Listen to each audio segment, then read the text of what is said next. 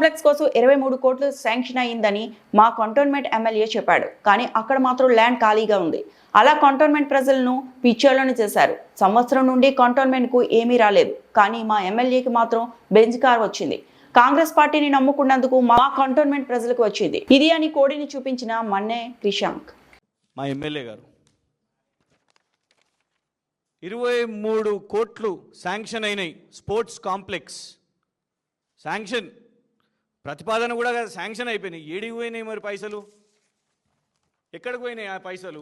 ఇప్పుడే ఫోటో తెప్పించిన, ఇవాళనే డేట్, ఇప్పుడు 12 గంటలకు. ఏమున్నదబ్బా ఎంతగానో స్పోర్ట్స్ కాంప్లెక్స్ ఉన్నదని. ఖాళీగా ఉన్నది గ్రౌండ్. ఇప్పుడు అక్కడ ఏదో ప్రైవేట్ ప్రోగ్రామ్ ఏదో చేస్తున్నారు, వాళ్ళ వాహనాలు ఉన్నాయి. కాంప్లెక్స్ కాదు, స్పోర్ట్స్ కాదు, మీకు కాంప్లెక్స్ వదిలేయండి, కనీసం అక్కడ ఒక ఫుట్బాల్ పోల్ కూడా కనబడే పరిస్థితి లేదు. శాంక్షన్ అయిపోయినాయి అంట పైసలు. అబద్ధాలు.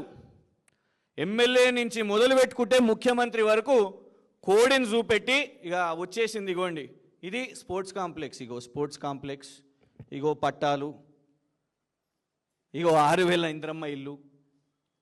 అట్లా మా కంటోన్మెంట్ ప్రజలను పిచ్చోళ్ళని చేసి మభ్యపెట్టి ఏం జరిగింది లాభము అనంటే పట్టాలు రాలే, ఏమీ రాలేదు.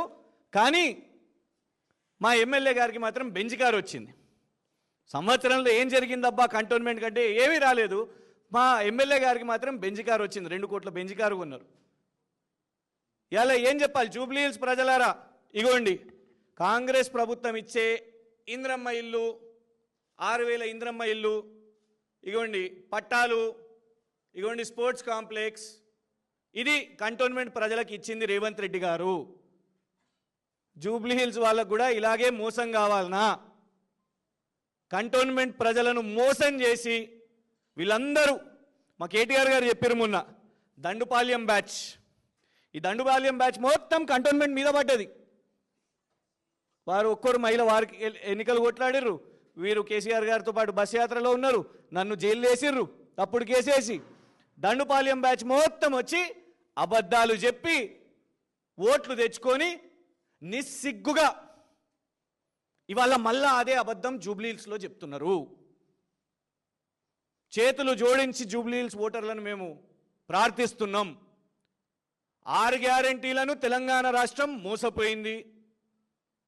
ఆటో డ్రైవర్లు మోసపోయినరు, రైతులు మోసపోయినరు, యువత మోసపోయినరు. అసలు ఏ వర్గం కూడా ఇవాళ సంతోషంగా లేదు. మళ్ళీ మోసపోదామా?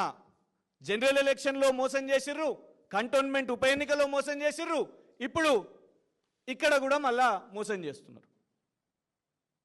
రేపు రానున్న జూబ్లీ హిల్స్ ఉప ఎన్నికలో వాళ్ళు ఒకవేళ వచ్చి ఓటు అడిగితే ఈ విషయాలు అడగండి. మెయిన్ ఎన్నికలు ఏం చేసిర్రు, కంటోన్మెంట్ ఎన్నికలు ఏం చేసిర్రు అని దయచేసి మీరు అడిగి వాళ్ళను నిలదీయాల్సిందిగా ప్రార్థిస్తున్నాం. మరిన్ని అప్డేట్స్ కోసం మా ఛానల్ని సబ్స్క్రైబ్ చేయండి.